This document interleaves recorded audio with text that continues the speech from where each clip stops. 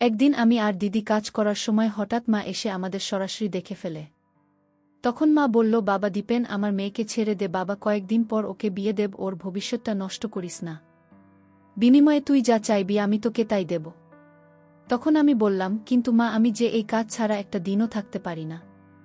আমি এতটাই অভ্যস্ত হয়ে গেছি। নেশাগ্রস্ত হয়ে যাবার চেয়ে কোনো অংশে কম না। মা বলল, তুই পারবি তো, সব চাহিদাই পূরণ করে দিব। আমার মায়ের নাম সুনিতা চক্রবর্তী। তিনি 2 সন্তানের জননী। আমার নাম দীপন চক্রবর্তী।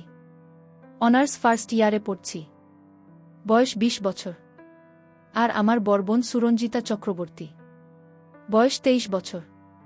কলকাতার একটি বেসরকারি বিশ্ববিদ্যালয়ে ফ্যাশন ডিজাইনিং পড়ছে।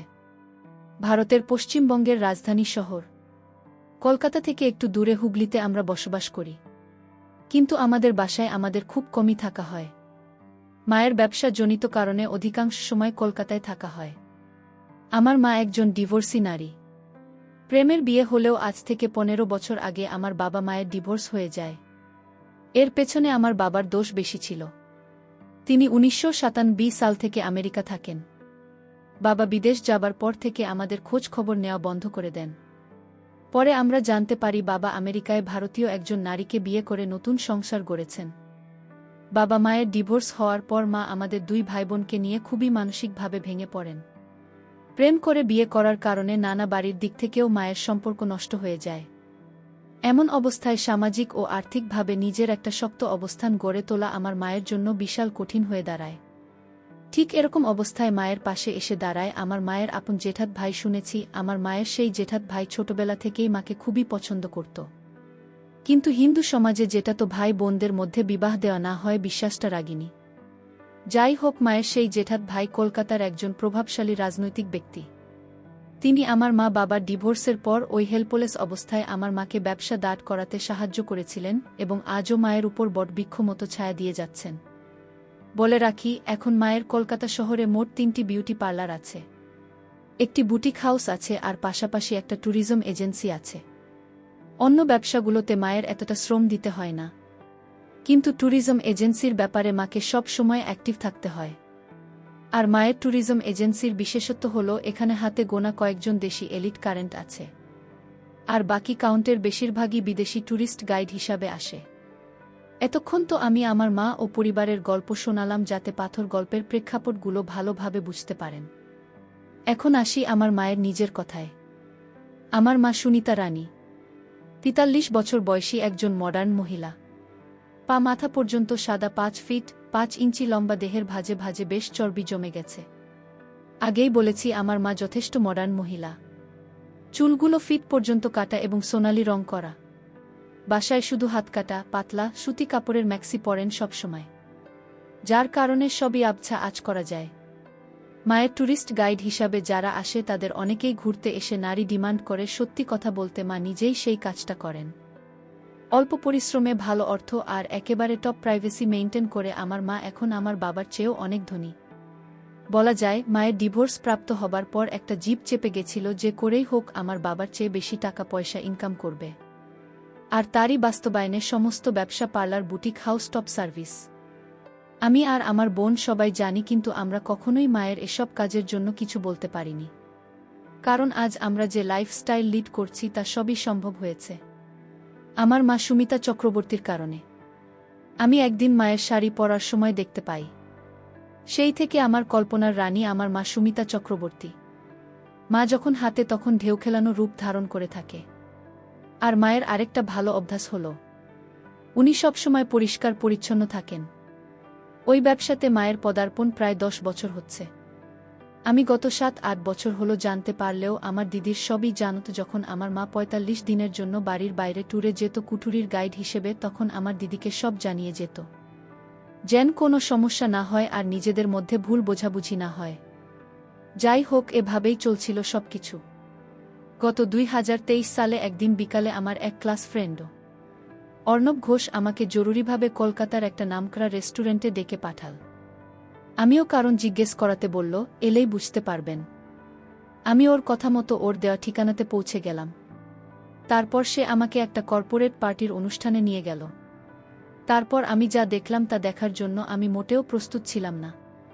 আমি দেখলাম আমার মা সেখানে দুজন বিদেশীর সাথে অত্যন্ত নিবিড়ভাবে আড্ডা দিচ্ছে। আড্ডার ফাঁকে তারা লাল পানীয় খাচ্ছে। এর মধ্যে একজন 34-35 বয়স, অবশ্যই মায়ের চেয়ে বয়সে ছোট, আড্ডার ফাঁকে আমার মায়ের সাথে হাতের কাজ করছে। বিশ্বাসটা আমার বন্ধু আরও 1 ঘন্টা আগে থেকে দূর থেকে তাদের ফলো করছে এবং এই জন্যই আমাকে ডেকেছে। আমি বন্ধুর চোখের দিকে তাকাতে পারছিলাম না। লজ্জায় এমন অবস্থায় অর্ণব আমাকে স্বাভাবিক করবার জন্য বলল, এ সমস্ত বিষয় দেখে দুঃখ পাওয়ার কিছু নেই বন্ধু, এখন দুনিয়াটা এরকম, তাই দেখে সহ্য করতে পারলে মজা নিতে চেষ্টা করে, আর নইলে চল এখান থেকে আমরা চলে যাই। বন্ধুর কথায় আমি কেমন যেন একটা আভাস পেলাম। যেহেতু আমি আগে থেকেই মায়ের প্রতি একটু পাগল ছিলাম, তাই নীরবে দাঁড়িয়ে একটা অরেঞ্জ জুস খেতে খেতে দেখতে থাকলাম। আমার নীরবতা দেখে অর্ণব বলে উঠল, তুই এখন নিশ্চয়ই আমার সামনে ভীষণ লজ্জা পাচ্ছিস, কিন্তু আমিও এত ভালো মানুষ না। আমিও আমার মাকে এভাবে সুযোগ পেলেই দেখি। আর আমি প্রশ্ন করলাম, আর কি? অর্ণব উত্তর দিল, হাত দিয়ে নিজেকে শান্ত করি। এবার আমি একটু ভয় পেয়ে স্বীকার করলাম, আমিও তোর মতো এরকম কিছু করি, আরও 6 বছর আগে থেকে। অর্ণব বলল, তাহলে তুই লজ্জা কেন পাচ্ছিস? উপভোগ করতে চেষ্টা কর। আর এই জন্যই তো তোকে এখানে আনলাম। যাই হোক, সেদিন সন্ধ্যা পর্যন্ত থেকে আমি আর অর্ণব রেস্টুরেন্টের ওয়াশরুমে হাতের কাজ সেরে ফেললাম। আর এভাবেই অর্ণবের কাছে আমার সব গোপনীয়তা ভেঙে গেল। এরপর আমি বাসায় এসে দিদিকে আমার রুমে ডেকে এ ব্যাপারে কিছু বলতে দিদি আঁকতে স্বীকার করে নিল সে এ ব্যাপারে সবকিছু জানে অনেক আগে থেকেই। এমনকি দিদি আমাকে বোঝাল শুধুমাত্র আমাদের বিলাসবহুল জীবনের নিশ্চয়তার জন্যই আমাদের মায়ের এই পথে পা বাড়ানো, তাই তাকে খারাপভাবে অন্তত আমাদের সাজে না। এর কিছুদিন পর আমি তখন নিয়মিত মাকে কল্পনা করছি। একদিন মা বাসায় নেই। বাসা থেকে বের হওয়ার আগে মা একটা টাইট জিন্স আর কিছু কাপড়ের শার্ট পরে বের হয়েছে। জিন্সটা এতটাই চাপে যে প্রতিটি ভাঁজ স্পষ্ট বোঝা যাচ্ছে। এই দৃশ্য দেখে আমি আর নিজেকে নিয়ন্ত্রণ করতে না পেরে আমার রুমে হাতের কাজ করছি। এমন অবস্থায় হঠাৎ দিদি আমার রুমে এসে হাজির। আমি একটু ভয় খেয়ে গেলাম। দিদি কিছু না বলে নীরবে আবার চলে গেল। খানিকটা সময় পর আমি দিদির মনোভাব বুঝতে দিদির রুমে গিয়ে গল্প করার চেষ্টা করতে থাকলাম। কিন্তু দিদি বেশি কিছু না রেসপন্স করে একদম সরাসরি জিজ্ঞেস করে বসল, আমি যেটা করেছিলাম সেটার পিছনের কারণটা কি আমাদের মা? আমি কি উত্তর দেব ভেবে না পেয়ে বললাম, আমি না, নিজেকে কন্ট্রোল করতে পারিনি রে দিদি। আমাকে এবারের মতো ক্ষমা করে দেওয়ার, মায়ের কাছে প্লিজ কিছু বলিস না। তখন দিদি বলল, এই বয়সে এরকম হয়, কিন্তু এভাবে নিজের মায়ের প্রতি দিন দিন অসুস্থ আসক্তি না বাড়িয়ে অন্য কিছুতে নিজেকে ব্যস্ত রাখুন। আমি বললাম, আমার তো দুনিয়াটাই তোকে আর মাকে নিয়ে। আমি বুঝি এটা ঠিক না, তবুও না করে পারি না। দিদি এবার সরাসরি বলে ফেল, দেখ, আমাদের জন্যই আমাদের মা আজ এসব করছে, আর সেই আমরাই যদি তাকে অন্যদের মতো মনে করে থাকি তাহলে এই দুনিয়ায় আমাদের মায়ের মতো দুর্ভাগ্য দুঃখ আর কারও নেই। আমি বললাম, আমার যে ইদানিং স্বাদ পেতে খুব ইচ্ছা করে, তাহলে আমি কি করব বল? দিদি অনেকটা কষ্ট হতাশা নিয়ে বলল, এতই যদি তোর মায়ের অবয়ব নিয়ে ব্যাকুলতা থাকে তাহলে আমিও তো মায়ের শরীরেরই তৈরি। তুই আমার সাথে তোর স্বাদ মিটিয়ে নিস, তবুও মায়ের দিকেই নজরে আর তাকাবে না। কথাটা বলা মাত্রই দিদির চোখ দিয়ে অস্ত্র নামতে শুরু করল। আমি বললাম, তুই মায়ের হয়ে আমার শখ মেধাবী। দিদি নির্বিকার চিত্তে চেয়ে মৌনতা পালন করে সম্মতি দিল। আমি দিদিকে বললাম, তাহলে প্লিজ আমাকে সাহায্য কর, আমি তো সব কথা রাখব। দিদি বলল, ঠিক আছে, কিন্তু ভুলেও যেন কোনো দিন টের না পায়। এভাবে টানা 7 মাস দিদির সাথে ওসব কাজ করে গেলাম। কিন্তু সত্যি বলতে আমার তখনও মায়ের দেহের প্রতি লালসা কাটেনি, যেন আরও দিন দিন বেড়েই চলেছে। কিন্তু আমি দিদিকে কিছু বুঝতে দেই না। মাঝে মাঝে অর্ণবের বাসায় গিয়ে দুজন ধোঁয়া সেবন করে আমার মাকে কল্পনা করে দুজন একসাথে ইচ্ছা পূরণ করতাম। যাই হোক, একদিন সন্ধ্যা রাতে মায়ের পার্টি আছে বলে মা বলে গেলেন, আজ রাতে মা ফিরবেন না, ভোরে বাসায় ফিরবেন। আমি আর দিদি সেই রাতের সদ্ব্যবহার করতে শুরু করলাম। কিন্তু বিধির কি লীলা খেলা, আচমকাই রাত 11টা নাগাদ বাড়ি ফিরে কলিং বেল না দিয়েই এক্সট্রা চাবি দিয়ে দরজা খুলে দেখেন আমি আর দিদি একেবারে ওই অবস্থায় ড্রয়িং রুমে টিভি দেখছি। এই অবস্থা দেখে মায়ের মাথায় যেন আকাশ ভেঙে পড়ল। তিনি কোনো কথা না বলে দ্রুত পায়ে তার রুমে চলে গেল, আর রুমের দরজার সারাতেও খুললেন না। আমি আর দিদি রাতভর মায়ের দরজায় বারবার কড়া নাড়তে নাড়তে ভোরবেলা মা দরজা খোলেন এবং শুধু দিদিকে ভেতরে ডাকলেন। সম্ভবত কিছু প্রশ্ন করলেন দিদিকে। এরপর দিদি কাঁদো কাঁদো নয় রুম থেকে বেরিয়ে আসতে মা আমাকে ডাকলেন। আমি ভীষণ নার্ভাস হয়ে পড়েছিলাম, কিন্তু মায়ের দৈহিক গঠন উপেক্ষা করা আমার জন্য অসম্ভব হয়েছিল। কারণ তখন না শুধু একটা পিঙ্ক রঙের পাতলা ম্যাক্সি পরিহিত। মা আর আমার কথোপকথন ঠিক এরকম ছিল। মাই দীপেন, দুই ভাই হয়ে বোনের সাথে সব কিভাবে করতে পারলেই আমি, মা আমাকে ক্ষমা করে দাও। আমি ভুল করেছি কি মা? ভুল করেছ নাকি করো নাই সেটা পরের কথা, কিন্তু আমার প্রশ্নটা হলো পৃথিবীতে কি আর কোনো নারী ছিল না? আমি, মা আসলে আমি এরকম কিছুই করতে চাইনি, কিন্তু আমার একজনকে ভালো লাগত, আর তার সাথে দিদির অনেক মিল। তো আমার পছন্দের মানুষের সাথে এটা কখনো সম্ভব হতো না, বিধায় আমি দিদির মাঝে তাকে খুঁজে নিতে চেষ্টা করেছিলাম। আর এটাই আমার ভুল ছিল। মাকে, সেই ব্যক্তি যার জন্য তোমার দিদির মাঝে তাকে খুঁজে নিতে হলো, চুপ করে থেকো না।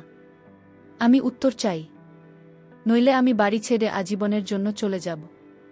আমি বলতে পারবো না তোমাকে কি মা? একবারও ভেবে দেখনি তোমার দিদিকে নিয়ে আমার কত স্বপ্ন? ওর একটা ভবিষ্যৎ আছে, ওর বাকিটা জীবন পড়ে আছে। ওকে নিয়ে আমি কত স্বপ্ন দেখেছিলাম, একটা ভালো পরিবারে বিয়ে দেব, ওর জীবনটা গুছিয়ে দেব। তোমাদের এসব কর্মকাণ্ড বাইরের মানুষ জানতে পারলে বিষ খেয়ে মরা ছাড়া আমার আর কোনো উপায় থাকবে না। ঘিমা, আমি উত্তর চাই, দিবেন? আমাকে উত্তর দাও। আমি, মা আমাকে ক্ষমা করো। আমি আসলে তোমাকে ওর মাঝে খুঁজে নিতে চেয়েছিলাম।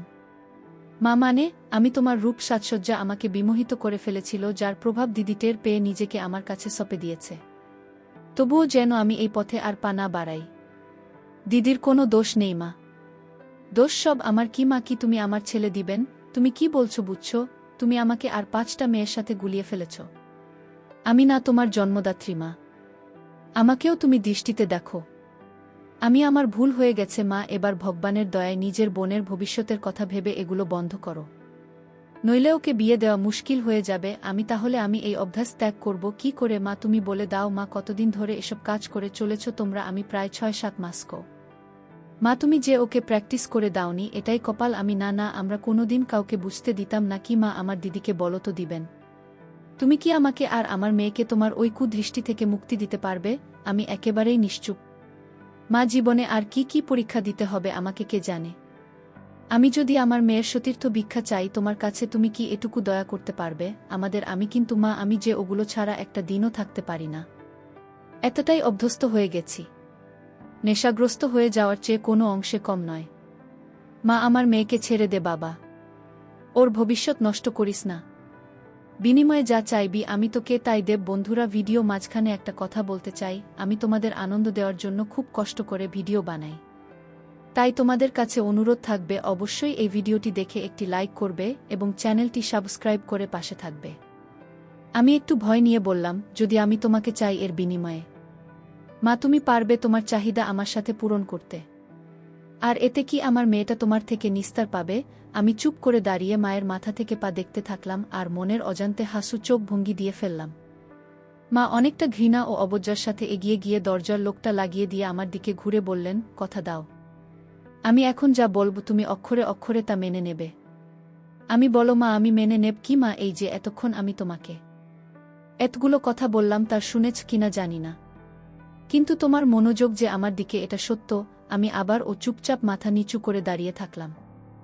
এবার মা আরও কড়া গলায় বলে উঠলেন, কি করতে চাও তুমি আমার সাথে? আমি বয়স্ক ছেলে মেয়ে যা করে। মা এবার একটু গম্ভীর কণ্ঠে বলে উঠলেন, চালাও তোমার পশুত্ব, তোমার মায়ের সাথে যা ইচ্ছে করো, কিন্তু আমার মেয়ের দিকে আর কোনোদিন চোখ তুলে তাকাতে পারবে না।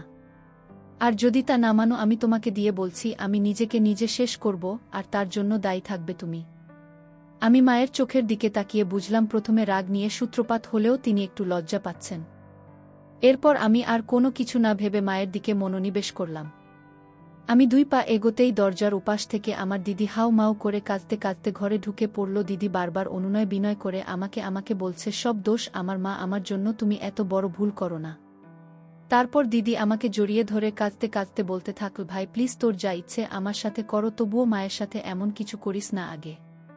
এদিকে আমি দিদিকে বললাম, না দিদি, আমি মাকে কথা দিয়েছি আমি তোর দিকে আর চোখ তুলেও তাকাবে না আগে। মনে মনে আমি ভাবছি আজকের এই সুযোগ আমার কোনোভাবেই হাতছাড়া করা যাবে না। দিদি তখন ঘটনাস্থলে দাঁড়িয়ে কেঁদে চলেছে।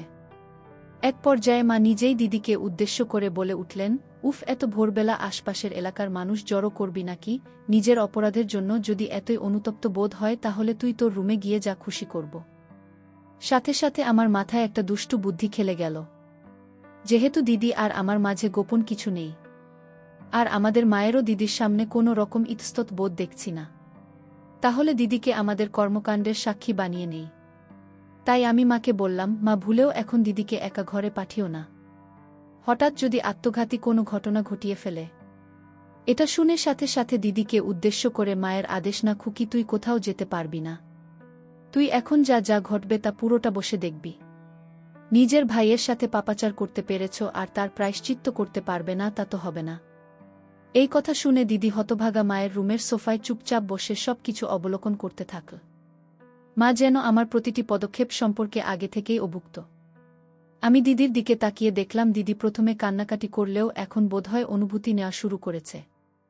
দিদিকে বললাম, দিদি, আর যদি আমি এখানে পুরোটা সম্পূর্ণ করি তোর কোনো আপত্তি আছে? দিদি মাথা নাড়িয়ে কিনা সূচক উত্তর দিল। কিন্তু আমি বুঝতে পারছি আমাদের কর্মকাণ্ড দেখে দিদির খুব ইচ্ছে জেগেছে। তাই আমি লজ্জাশ্রম ত্যাগ করে মায়ের কাছে বিশ্বাসটা উপস্থাপন করলাম। এভাবে যে দেখো মা, তুমিও একজন নারী দিদি ও আরেকজন নারী। আমাদের কর্মকাণ্ডের ফলে দিদির ভেতরেও তো কোনো সুপ্ত ইচ্ছা জাগতে পারে। হ্যাঁ, আমি তোমার মেয়েকে স্পর্শ করব না, তোমাকে কথা দিয়েছি। কিন্তু ও নিজে থেকে যদি নিজের জ্বালা মিটিয়ে নিতে পারে তাহলে তো আমাদের কোনো আপত্তি থাকা উচিত নয়, তাই না? মা দিদির চোখের দিকে তাকিয়ে দেখে তার সারা মুখ লাল হয়ে গেছে। তাই মা দিদিকে উদ্দেশ্য করে বললেন, কেউ যদি নিজের ব্যাপার নিজেকে প্রকাশ না করে তবে তাতে কি আমাদের দায়? মানে মা দিদিকে পরোক্ষ অনুমতি দিলেন। আবারও বুঝলাম মা এরকম বিশ্বাসগুলোতে অভ্যস্ত হওয়ায় তেমন কিছুই মনে করল না, শুধু একটু খোঁচা মেরে বলল, এই তাহলে বীরপুরুষের দম। এবার মা দিদির দিকে তাকিয়ে তার ছেলের সাথে বলল, এই মদ নিয়ে আবার জ্বালা মেটাতে এত ব্যাকুলতা? কথাটা শুনে দিদি বরাবরের মতো সোফাতে নির্বিকার চিত্তে নীতি থাকলেও আমার খুবই আত্মসম্মান বোধে লাগল। যাই হোক, সেই ভোরবেলা থেকে শুরু হওয়া আমাদের তিনজনের মান অভিমান মালিকানা অবশেষে লীলাখেলার প্রাথমিক প্রবর্তনা রূপে সকাল ৯টার দিকে শেষ হল। সেদিন সকাল ৯টায় কাজ শেষ করে আমরা ক্লান্ত হয়ে ও ভাবেই ঘুমিয়ে গেলাম। আমার ঘুম ভাঙল ঠিক দুপুর ২টায়। ঘুম ভেঙে দেখি দিদি স্নান করতে গেছে, আর আমার মা রান্নাঘরে কাজ করছেন। মা একটু মোটা স্বরে বলে উঠলেন, অনেক হয়েছে তামাশা, এবার স্নান করে খেয়ে আমাকে উদ্ধার করব। আমি, কেন মা, কোনো কাজ আছে নাকি? মা, বিকালে একটু তোর মামার অফিসে যেতে হবে। আজ তোর মা আমার জন্মদিন। আমি শুধু কি তোমার যাবার কথা নাকি অন্যদেরও যাবার কথা আছে? মা, কেন তুই যাবি? চলো না, তোর মামা কত বারো করে তোকে আর তোর দিদিকে নিয়ে যেতে বলে। আমি দিদিকে বলে দেখো, যদি না যায় তাহলে আর কি করার, আমি না হয় বডিগার্ড হিসেবে যাব তোমার সাথে। মা, শোনো না, তোর মামা তো তোর দিদির জন্য একটা পাত্রে প্রস্তাব নিয়ে এসেছে। আমাকে এখনও পুরোটা জানায়নি, কিন্তু বলছে পাত্রটা সব দিক থেকে ভালো। কিন্তু সমস্যা একটাই, বয়সটা একটু বেশি। আমি যার জন্য পাত্র দেখছো তাকে জিজ্ঞেস করেই দেখো তার মতামত কি। আমি জানি আমার দিদি আমার বন্ধু অর্ণবকে মনে মনে পছন্দ করে, অন্যদিকে বেশ পছন্দ করে। টুকটাক প্রাথমিক পর্যায়ের প্রেমও চলছে ওদের মাঝে। যদিও অন্যবার আমি সমবয়সী, তার মানে অর্ণব দিদির চেয়ে ৩ বছরের ছোট। অর্ণবের পরিবার যথেষ্ট অভিজাত হলেও শুধুমাত্র বয়সের কারণে বিশ্বাসটা আলোর দিতে পারছে না। মা, তোর দিদি তো কিছু বলে না? তুই একটু দেখ না তোর দিদির আসলে মতিগতি কি। আমি, ঠিক আছে মা, আমি যদি কোনো পাত্রের সম্বন্ধ নিয়ে আসি আর দিদি যদি তাতে রাজি থাকে তাহলে তোমার কি আপত্তি থাকবে? মা, দেখ, তোর দিদি যদি রাজি থাকে আর পাত্রের পরিবার ভালো হয় তাহলে আমার কেন আপত্তি থাকবে? এই বলে আমার স্নান করতে চলে গেল। এই ফাঁকে আমি অর্ণবকে ফোন দিয়ে বললাম ১ ঘন্টার মধ্যে জরুরিভাবে দেখা করতে। ১ ঘন্টা পর অর্ণব আসলো। অর্ণবকে নিয়ে আমি আমাদের ছাদে গেলাম। ছাদে গিয়ে অর্ণব আমার মায়ের রোদে মেলে দে ছুট কাপড়ের দিকে নজর দেওয়া শুরু করে দিল। আমি, শোনো, তোকে খুব সিরিয়াস বিষয় নিয়ে কথা বলার জন্য ডেকেছি। অর্ণব, কিরে, মাসিমাকে লাইনে আনতে পেরেছি সে নাকি? আমি, সেটা পরের কথা, আগে বলতো দিদি, আর তোর ব্যাপারটা কতটা সিরিয়াস? তোরা কি একে অন্যকে বিয়ে করার ব্যাপারে প্রতিশ্রুতিবদ্ধ? অর্ণব, দেখবেন, তোকে তো লুকনোর কিছু নেই। তুই তো জানিস আমি তোর মায়ের জন্য মরতেও পারি। সম্ভব হলে তোর বোনকে আর তোর মাকে একসাথে বিয়ে করতাম আমি। তুই যদি তোর বাসায় আজকালের মধ্যে ম্যানেজ করে আমার বোনকে বিয়ে করতে পারিস তাহলে আমি তোকে কথা দিচ্ছি, আমার ঘরের সব তোর সামনে খুলে দেওয়ার দায়িত্ব আমার ও অর্ণব। সব মানে মাসিমাও আমি ধরে নেই তাই, তবে ধৈর্য রাখতে হবে। অর্ণব, তুই তো জানিস আমার বাড়িতে আমার বাবা ছাড়া কেউই নেই। আর বাবাও মেরিন ইঞ্জিনিয়ার। বছরে ৩৪ মাসের জন্য ছুটি পায়। তাই এসব ব্যাপারে আমার মতামতই ফাইনাল। কিন্তু আমার আর তোর দিদির যে বয়সের পার্থক্য, এটা তুই তোর বাসায় ম্যানেজ করতে পারবে কি? আমি সেটা আমার উপর ছেড়ে দেখেই বলে অর্ণব। আর আমার আলাপচারিতা শেষ করে বাসায় ঢুকে দেখি আমার মা তার প্রেমিকের বাড়িতে যাবে বলে সেজেগুজে বসে আছে। আমি, মা তোমাকে তো হে সুন্দরী লাগছে। সুন্দরী শব্দটা আসলে এখানে মানাচ্ছে না। অন্য কিছু হবে কি? মা, সুন্দরী শব্দটা মানাচ্ছে না। তাহলে কোন শব্দটা মানাবে শুনি? আমি, ওই শব্দটা এখানে সবচেয়ে বেশি ভালো মানাবে কি মা? তোর যেমন পারফরম্যান্স, তাতে সুন্দরী শব্দটা তোর মুখে মানায়। আজ ভোরের বিশ্বাসটা ইঙ্গিত করে আমি, তা তোমার কাজের ওখানে তুমি আর দিদি তো যাচ্ছ নাকি মা? তোর দিদি নাকি পিরিয়ড হয়েছে, তাই তোকে যেতে হবে আমার সাথে গো। আমি, ঠিক আছে, কি আর করা, চলো তাহলে গাড়িতে উঠে। আমি মাকে বললাম দিদি নাকি বয়স্ক ছেলে বিয়ের জন্য পছন্দ নয়। দিদি চায় তার জামাই তার চেয়ে ২৩ বছরের ছোট হোক। এতে নাকি অনেক লম্বা সময় ধরে তারা উপভোগ করতে পারবে। আর ছেলেটার উপরেও দিদির একটা ডমিন্যান্স বজায় থাকবে। আসলে দিদির সাথে নতুন করে এই বিষয়ে আমার কোনো কথাই বলার প্রয়োজন হয়নি।